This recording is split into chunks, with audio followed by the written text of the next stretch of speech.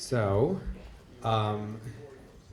if I could get Anna and our corporate travel gurus from Serko, Deem, and GBT up here, I would appreciate that. So we thought of this panel. The background here is we run American Express's business travel, and their business travel ground transportation. Not everything, of course. We have realized that there's a ton of controversy about how you properly sell this content. Specifically, we've been in meetings not only with GBT but with many others saying, okay, we're getting requests for these services, but when we enable them, corporates complain that they don't get picked up. They don't. That things are going wrong, and we've talked a lot about actually, Raksa and I, about you're kind of put between a rock and a hard place as a TMC, or it being in the ground transportation world, because you kind of can't win for losing. If you do what they ask, then they'll eventually complain, and it kind of and sometimes that means it leads to a ton of really high-priced black car services, because they're the only ones where there's definitely no complaints.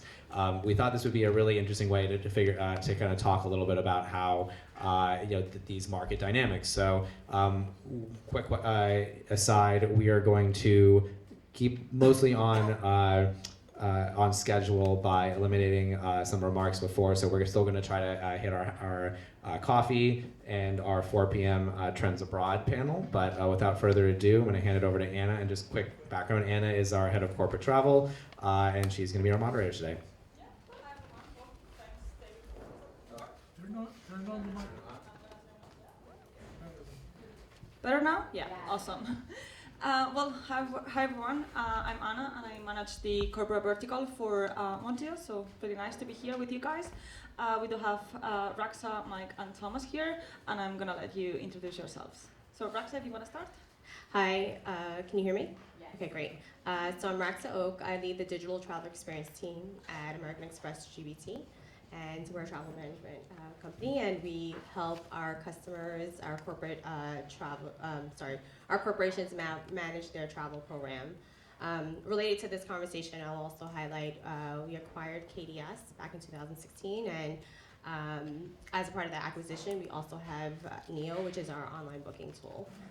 So excited to be here, and within my portfolio, we touch a number of the products that our business travelers end up using when they travel for work. First of all, thank you to David and Anna and the rest of the Mozio team for having me. I'm pinch hitting at the last moment, but very thankful because I was scheduled to be in Omaha today. So, Omaha or New York in January, it was an easy choice. Mike Daly recently hired as VP of Sales at Serko. And ironically, we're here in New York, is where I was born and raised, and if for any baseball fans out there, Carlos Beltran just got fired today. And it's interesting for me because my first job out of college, I was a sales guy for the Mets, and the players went on strike in '94, and I got laid off, and I got my job at United Airlines shortly thereafter. And unfortunately, I've never left the travel industry since. So glad to be here. This is a topic, transportation and ground specifically, that's near and dear to my heart. I worked for 10 years with Tommy over here, and so looking forward to having a lively discussion and having a lot of fun. Thanks, Mike. Hey everyone, my name is Clarke. I'm with Deem. I'm Director of Ground Works for Deem. So Deem has two distinct businesses, right? They have a travel platform, which is an OBT, and they have the Groundworks business. So the Groundworks business is what I oversee, and is really separate because we work with a lot of our competitors on the travel platform. So Serko, we're talking to. We have integrations with Get There. We work with Agencia, and obviously our own platform. But we want to be ubiquitous in the space in regards to ground transportation. And my focus for the past 13 years has been ground. Background before that is TMC operations and travel management program oversight. So very familiar with the space. I thought ground transportation was going to be simple when I moved into it. It is the most complex, convoluted space that lacks standardization, in the industry, right? And I think this forum, right, I think is a great place for this conversation to take place. I mean, I'm hearing a lot of great content, a lot of different and disparate content, and I think the thing that's missing here, and I don't want to get into too much, I'll stop there and let Anna dictate the questions. No, yeah, just happy and I think that's really interesting, the different profiles that we have here, and yeah, I'm gonna touch base a lot on what we have already discussed, because I do think that it's really interesting to have the same questions answered by, not the same, but similar questions as answered by different people. So I'm gonna start with touching a little bit more about, we've been hearing a lot about this mobile first use case, disruptors, as in like just now everyone all the time like looking at their phones, which is something that maybe like 5 to 10 years ago didn't happen that much. How are you incorporating that into your more traditional channels? So how are you just bridging the gap between like the traditional world and more of a disruptor scenario that we have right now? So yeah, I can jump in on that. So at Deem, we've worked, for many years in the traditional space, and as the innovators have come by, we consider ourselves an innovator, right? So we've been bridging that gap for many years now. So we're in the traditional management spaces, like the GDS, like the OBTs. Where we want to be and what we're building is really kind of a space where every bit of content is available to the corporate travel manager. So we've always been a mobility first technology.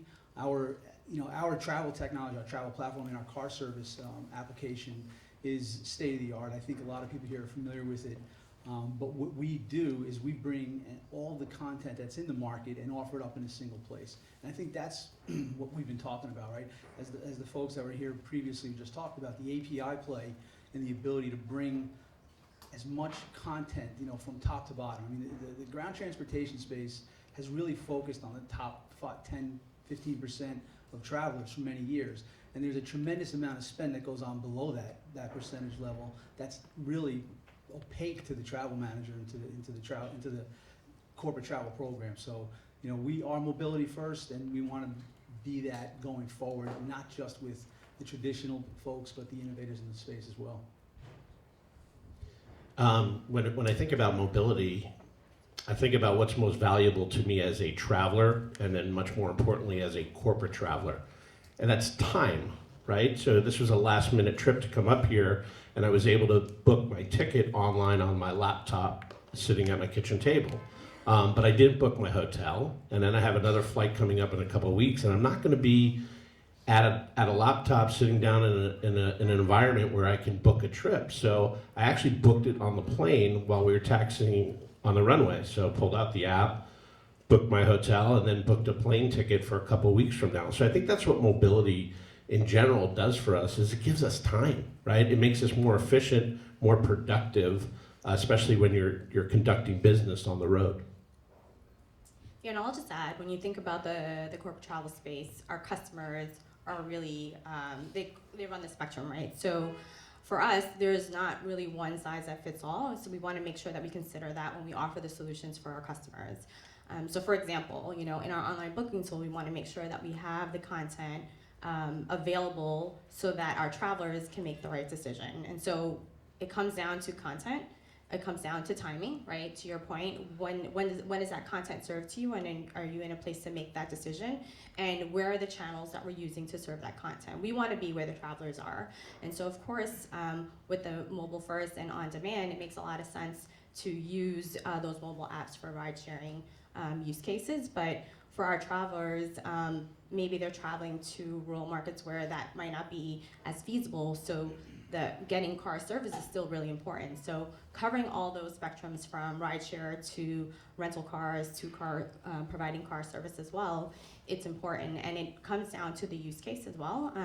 And I think we had a panelist earlier mention the transparency around pricing. I think that's been really key as well, being able to serve that so that our corporate travelers can see and make the right decision, but also our buyers understand that we are working to get the best competitive pricing for their travel programs.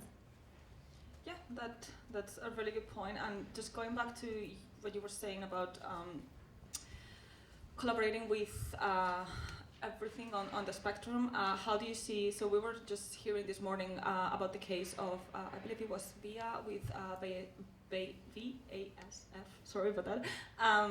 That they were like carpooling people from the train station to the office. So how do you see incorporating that into like your tool?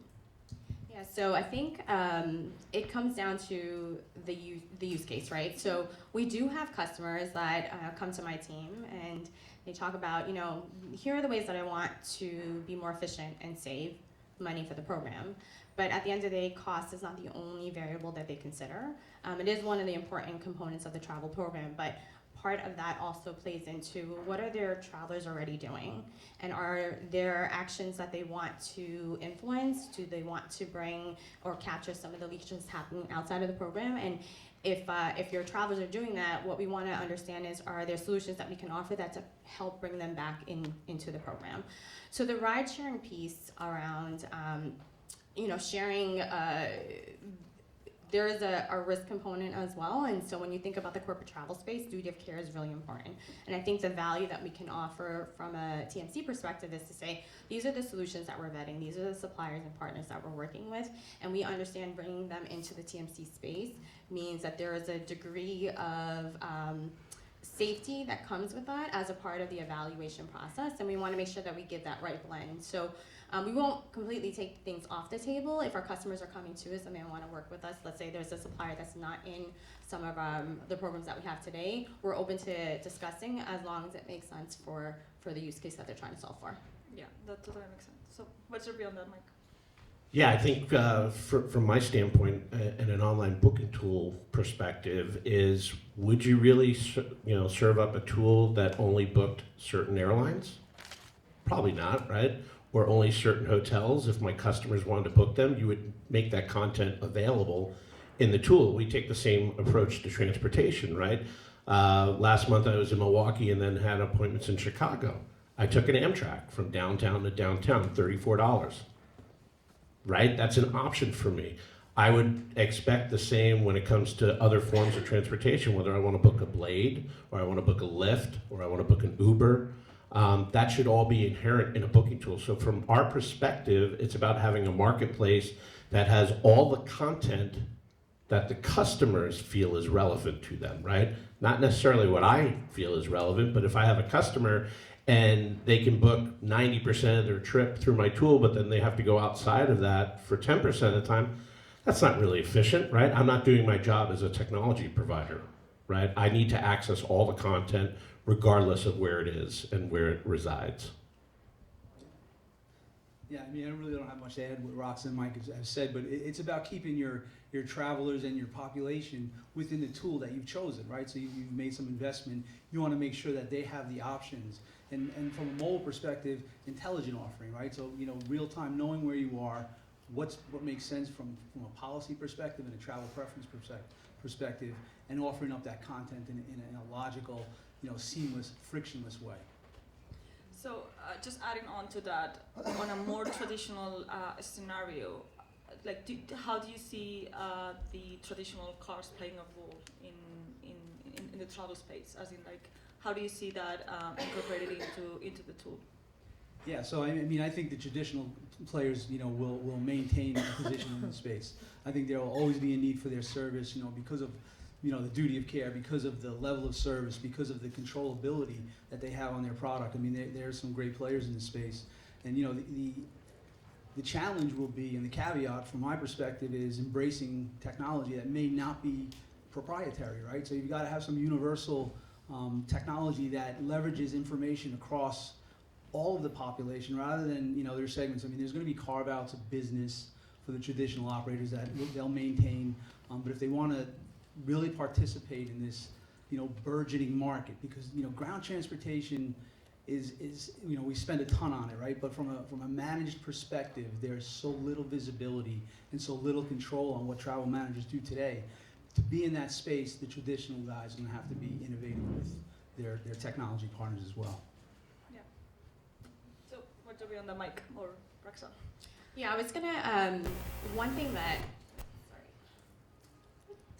It's So Tom brought up a really great point, which is the technology being there to match the behavior of the travelers, right? And so the idea that we can offer a number of touch points, so one being the OBT, one is the traditional channel, so if you want to call in and contact a travel counselor, having them take care of that for you. If you want to self-serve, providing either a mobile experience or a mobile web responsive experience from your OBT or a mobile app. I think all these touch points are really important, and depending on where you are in your journey, one will make more sense to you. And being able to provide the content in real time through those channels is key.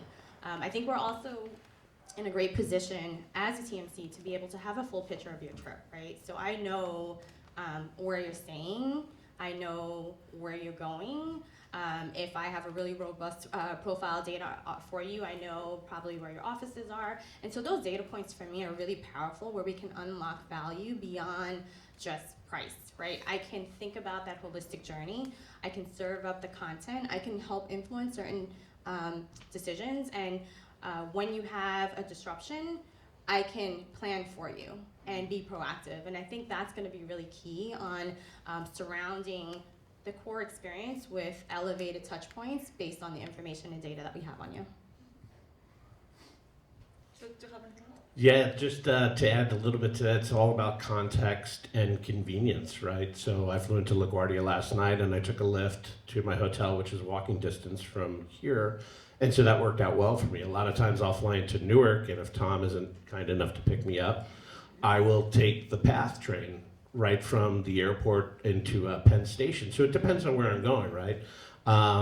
Just like the example with Milwaukee to Chicago, a direct train on Amtrak was perfect. So it's contextual, it's convenient. The traditional players will always have a space because you're going to have C-level execs that probably don't want to get in a Toyota Celica with Selena Gomez playing on the radio. You know what I mean? And somebody chatting you up and they smell like weed or whatever. So, and there's high maintenance guys like Tom that has to be in an SUV and things like that, and he overpays. So I think there'll always be different levels of transportation for who the individual is. Yeah, definitely. Can I actually quickly interject? Do you think there'll be consolidation in that market? Because Deem is one of Mozio's partners, and we know the incredible lengths you've gone to have, I think it must be in the thousands of individual little card services in different places. And I remember Addison Lee, as Uber was on the up and up in London, they were just buying all these little car services in London. Do you think the same thing will happen? Yeah, I think it's already begun to happen. I mean, you've seen a lot of the smaller guys either start looking at wedding and prom business, right?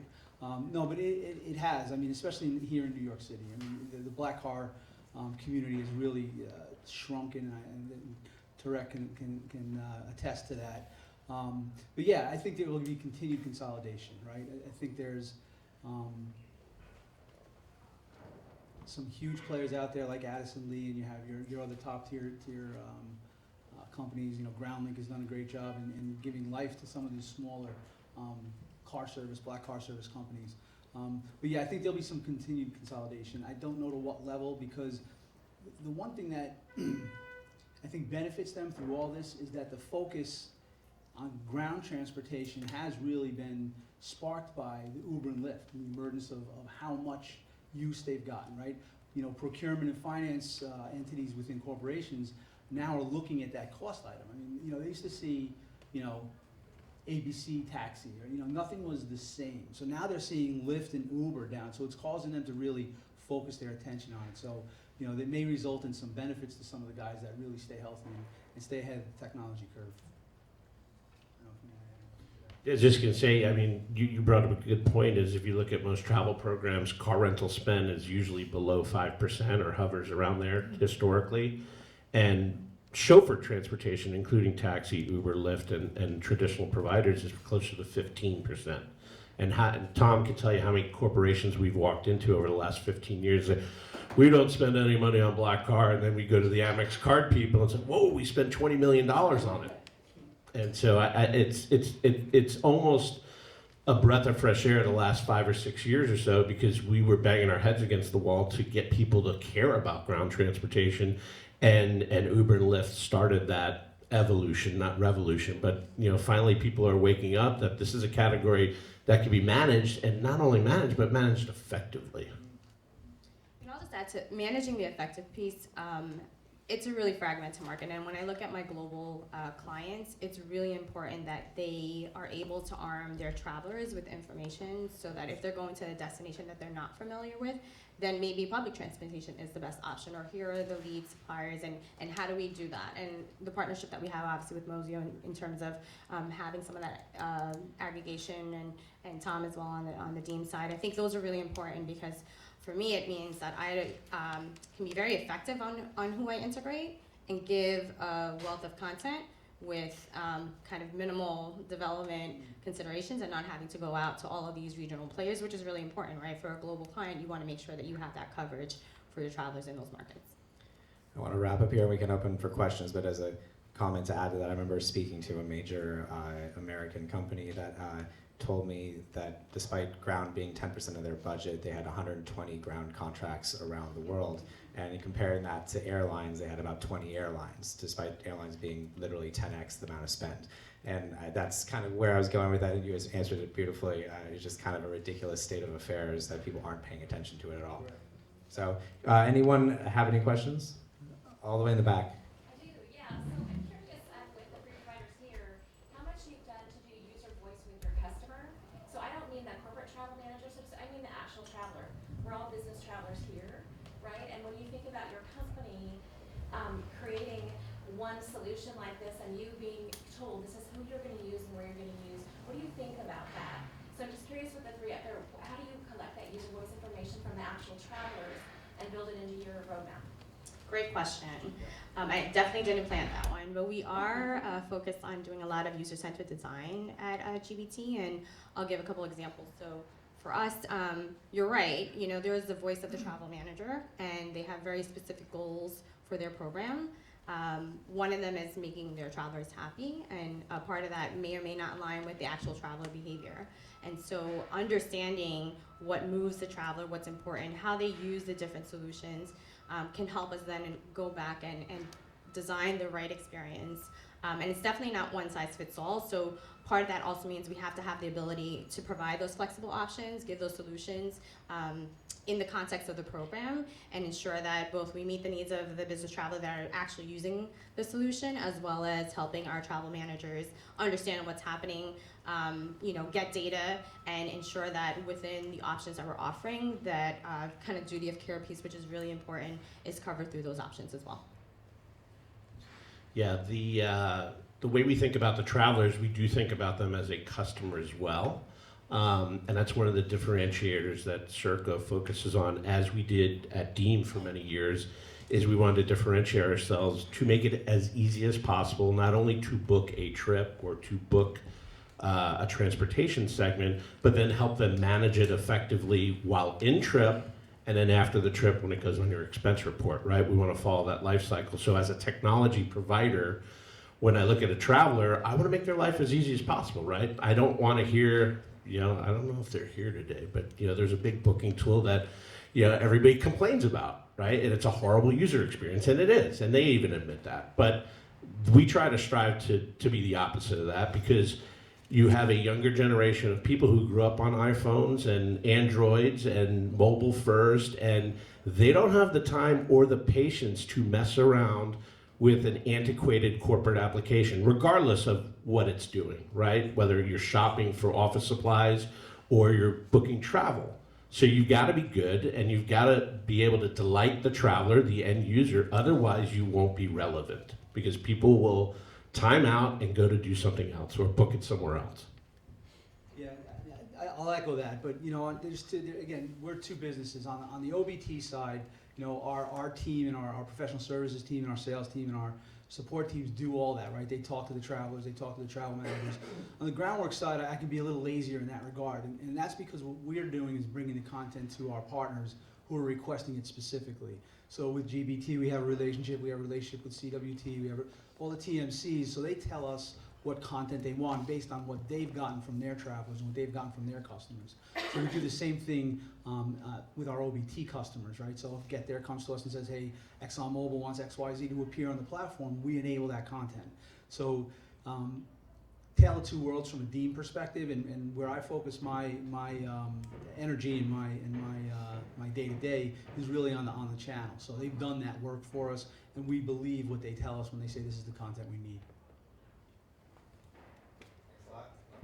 Thanks a lot, guys. We're going to wrap this up, and we're going to take a quick 25-minute coffee break, and then we're back here for our final two panels and happy hour.